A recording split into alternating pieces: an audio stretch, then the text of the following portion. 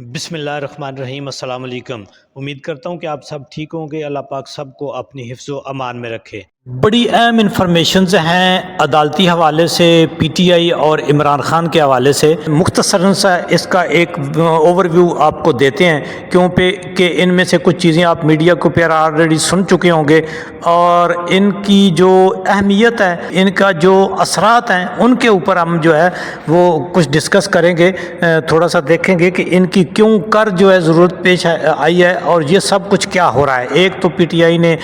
بلوچستان میں ایک بہت ہی زبردست قسم کا جلسہ جو ہے وہ کیا ہے۔ بڑی تعداد میں لوگ آئے ہیں۔ حکومت کی فسطائیت اور حکومت کا جو کریک ڈاؤن، تشدد، اجازت نہ دینا، اس کے باوجود بڑی تعداد میں جو ہے بلوچستان میں عوام پی ٹی آئی اور عمران خان کے حق میں نکلی ہے، اور انہوں نے ایک کامیاب سے کا انعقاد کیا ہے۔ وہاں پر بہت اہم تقاریر بھی ہوئی ہیں، اور یہ بہت ہی خوش آئند ہے، اور حکومت کو ہوش کے ناخن لینے چاہیے۔ لوگوں کو جو ہے گلا دبانے کی بجائے لوگوں کو راستہ دینا چاہیے۔ پولیٹیکل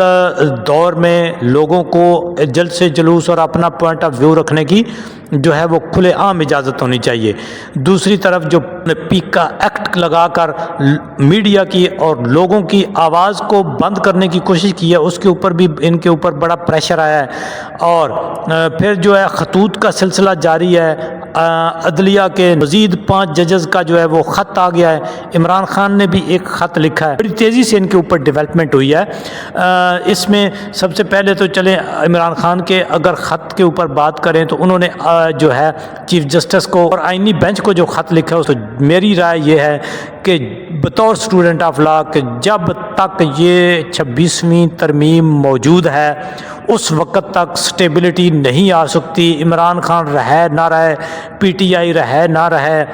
یہ چیف جسٹس رہے نہ رہے، منصور علی شاہ رہے نہ رہے، جب تک یہ 26ویں ترمیم ہے، یہ 1 سال رہے، 2 سال رہے، 5 رہے، 10 رہے، 20 رہے، 50 رہے، 100 سال رہے، 26ویں ترمیم کے ہوتے ہوئے ملک کے اندر نظام انصاف ٹھیک نہیں ہو سکتا۔ جب نظام انصاف ٹھیک نہیں ہو سکتا تو ملک کا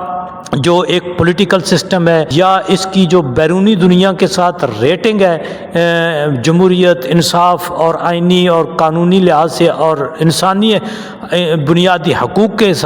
لحاظ سے، اس میں کبھی بھی بہتری نہیں آ سکتی، اور عام آدمی کو کبھی بھی ریلیف نہیں مل سکتا۔ یہ بات آپ لکھ لیں۔ جس طرح سے 8ویں ترمیم سی 1973 کے آئین کا حلیہ بگاڑ کر 8ویں ترمیم لائی ایک ڈکٹیٹر نے، ایسی ہی اور بلکہ اس سے بھیانک ہے یہ 26ویں ترمیم۔ لیکن بدقسمتی سے یہ انہی سیاستدانوں کی باقیات ہیں جن سیاستدانوں نے اپنی فہم و فراست سے 1973 کا متفقہ آئین دیا تھا قوم کو، ملک کو، انہی کی باقیات نے آج اس آئین کا حلیہ بگاڑ دیا ہے 26ویں آئینی ترمیم کے ذریعے۔ جب تک یہ موجود ہے، یہ سارا کنبہ موجود ہے، اس وقت تک اس ملک میں کوئی خیر کی توقع کی نہیں جا سکتی، کیونکہ ان کی نیتیں ٹھیک نہیں ہیں۔ یہ ملک کو انہوں نے کھانے کی اور سونے کی چڑیا سمجھا ہوا ہے۔ یہ ملک میں حکومت کرنے آتے ہیں، لوٹنے آتے ہیں اور اپنا پیسہ بنانے آتے ہیں۔ تو عمران خان نے جو خط لکھا ہے اس میں انہوں نے آئین اور قانون کے مطابق جیل کے اندر اپنے ساتھ ہونے والے جو ان کا سلوک ہے اس کا انہوں نے ذکر کیا ہے۔ وہ خط بھی میڈیا کے اوپر چل رہا ہے، اس کا متن جو ہے وہ چل رہا ہے، وہ آپ نے دیکھ بھی لیا ہوگا کہ کس طرح عمران خان کی اس کو ذہنی ٹارچر کیا گیا، جسمانی ٹارچر کیا گیا، اس کے کمرے کی جو ہے وہ لائٹ بند کی گئی، ایکسرسائز نہیں کرنے دی گئی، کھانا جو ہے وہ لو کوالٹی کا دیا گیا جس سے اس کو وومٹنگ ہوئی۔ تو یہ سارے حقائق انہوں نے لکھے ہیں، اور انہوں نے چیف جسٹس کو اور آئینی بینچ کا جو سربراہ ہے جن کو کی جو ہے آپ یہ سمجھیں کہ ان کی ذمہ داری ادا کرنے کی انہوں نے ریمائنڈر دیا ہے، اور ان کی غیرت کو دوسرے لفظوں میں جگانے کی کوشش کی ہے کہ وہ آئین اور قانون کے لیے اگر ان کے آج اختیار میں کچھ ہے تو وہ کر سکیں۔ تو ان کو ضرور کرنا چاہیے۔ تو میرا خیال ہے کہ اب عدلیہ کو جو ہے وہ اپنا سوچنا چاہیے، ان کو صرف اپنی ذات کے لیے، اپنی مراد کے لیے، اپنی نوکریوں کے لیے، اپنی نوکریوں کی مدت ملازمت بڑھانے کے لیے، عمر بڑھانے کے لیے صرف نہیں سوچنا چاہیے۔ انہیں آئین اور قانون اور جو تحفظ انہوں نے آئین کے تحفظ کا حلف اٹھایا ہوا ہے، جس طرح منصور علی شاہ صاحب نے کراچی بار کے عہدیداران سے جو ہے ان کی تقریب حلف برداری میں کہا کہ جی ہر کسی کو اپنے حلف کی پاسداری کرنی چاہیے، لیکن بدقسمتی سے ایسا نہیں ہو رہا۔ دوسری طرف جیسا کہ آپ جانتے ہیں کہ اسلام آباد کے ججز نے پہلے بھی ایک خط لکھا تھا، جس میں انہوں نے ان کے اپنی ذات کے ساتھ جو ہوا، جس طرح سے ان کو مینج کرنے کی کوشش کی گئی، جس طرح ان کے اوپر اداروں کی طرف سے، سیکیورٹی اداروں کی طرف سے دباؤ آیا، جس طرح ان کے رشتہ داروں کو اٹھایا گیا، جس طرح ان کی پراپرٹیز کو جو ہے نقصان پہنچایا گیا، جس طرح ان کے کمروں میں کیمرے لگائے گئے، جس طرح ان کی گاڑیوں کو جو ہے وہ ایک یعنی ایکسیڈنٹ اور ان کے گرد دھماکے اور فائرنگ کر کے ان کو ہراساں کیا گیا۔ تو یہ سارے حقائق انہوں نے لکھے تھے، لیکن اس وقت کے چیف جسٹس قاضی نے اس خط کو بجائے عدلیہ کے ادارے کو مضبوط کرنے کے اور ان چیزوں کو ایڈریس کرنے کے، انہوں نے انہی 6 ججز کو ہی جو ہے وہ اکیوز کر دیا، اور اس طرح سے وہ خط جو ہے وہ ردی کی ٹوکری میں چلا گیا اور اس کے اوپر کچھ نہ ہو سکا۔ لیکن اس کے بعد پھر جو اب جب 26ویں ترمیم آ گئی، عدلیہ کو کمپرومائز کر دیا گیا، بلکہ عدلیہ کے اندر اب پوسٹنگ ٹرانسفر اور فٹنگ ایسی ہو رہی ہے جیسے پنجاب اور سندھ پولیس میں ہوا کرتی تھی، فلاں تھانے میں وہ ایس ایچ او لگا دو، ادھر فلانا ایس پی لگا دو، ادھر فلانا ڈی آئی جی لگا دو۔ تو اب اس طرح سے بینچ مینج، اور اب تو پوری عدالت اور پورے چیف جسٹس مینج ہو رہے ہیں۔ ماضی میں یہ لوگ نعرے لگاتے تھے کہ جی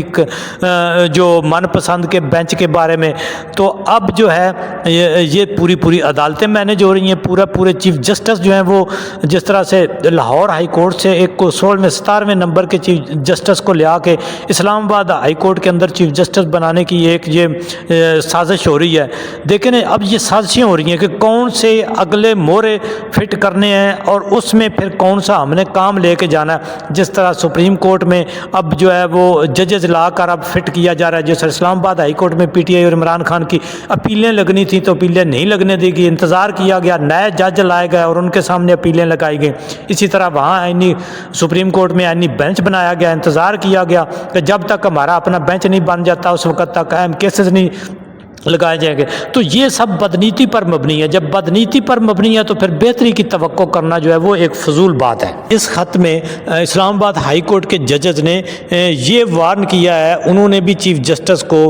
خط لکھا ہے، اور لاہور ہائی کورٹ کے چیف جسٹس کو خط لکھا ہے، سندھ ہائی کورٹ کے چیف جسٹس کو خط لکھا ہے، ان سب کو خط لکھا ہے، جس میں انہوں نے بتایا ہے کہ کس طرح سے لاہور ہائی کورٹ سے ایک جسٹس کو لا کر اسلام آباد ہائی کورٹ میں اس کا چیف جسٹس بنانے کی کوشش اور سازش کی جا رہی ہے۔ اور پھر انہوں نے یاد دلایا ہے، قانون کا حوالہ دیا ہے کہ جس ہائی کورٹ سینیارٹی کا انہوں نے بتایا ہے کہ نیا کوئی جج اسلام آباد ہائی کورٹ میں آتا ہے تو وہ پہلے دن آتے چیف جسٹس کیسے بن سکتا ہے۔ اسی خط میں انہوں نے یہی چیز جو ہے ایلیبوریٹ کی ہے کہ وہ آ کے جسٹس بننے کا حلف اٹھائے گا، جس دن حلف اٹھائے گا یہ سیٹل لا ہے پہلے سے کہ اس دن سے اس کی سینیارٹی کاؤنٹ ہوگی۔ اس طرح ابھی یہ عامر فاروق صاحب کو اگر سپریم کورٹ میں لانا چاہتے ہیں تو پیچھے تو ان کا پسندیدہ جج ہی کو نہیں ہے اسلام آباد ہائی کورٹ میں، اب یہ کہیں سے امپورٹ کرنا چاہ رہے ہیں۔ عدلیہ ہی ایک ایسا ادارہ تھا جو انڈیپینڈنٹ تھا 26ویں ترمیم کے سے پہلے، باقی اداروں کی طرح بہت ساری اس میں بھی خامیاں تھیں، لیکن اپنی تمام تر خامیوں کے باوجود جب کسی کے ساتھ کوئی ادارہ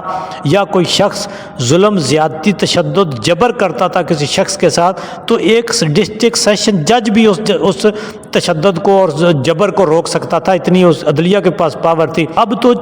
سپریم کورٹ کا جج جو ہے وہ بھی اپنے کسی آرڈر کے اوپر وہ عمل درآمد کرانے سے قاصر ہے۔ اسی طرح سے ہائی کورٹ کے جو جسٹس صاحبان ہیں وہ بھی اپنے کسی آرڈر کے اوپر جو ہے وہ انتظامیہ سے عمل کرانے سے قاصر ہیں، کیونکہ ان کے پاس کوئی پاور ہی نہیں رہی۔ سپریم کورٹ کے جسٹس صاحبان کی طرف سے یہ ریمارکس آ گئے، بلکہ یہ فیصلہ آ گیا کہ جی کوئی بھی ادارہ اگر سمجھتا ہے یا سرکاری افسر کہ یہ جج صاحب کا حکم، عدالت کا حکم یہ جی آئین اور قانون کے مطابق نہیں ہے تو وہ اس کے اوپر عمل نہ کرے، جبکہ آئین اور قانون کی منشا کیا ہے کہ عدالت نے یا جج نے یہ بتانا ہے کہ انتظامیہ نے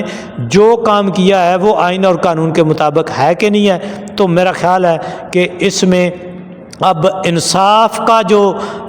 تقاضے ہیں نا وہ کبھی پورے نہیں ہو سکتے جب تک یہ 26ویں ترمیم موجود ہے۔ اس وقت تک کسی ادارے میں بھی استحکام نہیں آئے گا۔ یہ آپ بے شک اس سسٹم کو 100 سال چلا کے دیکھ لیں۔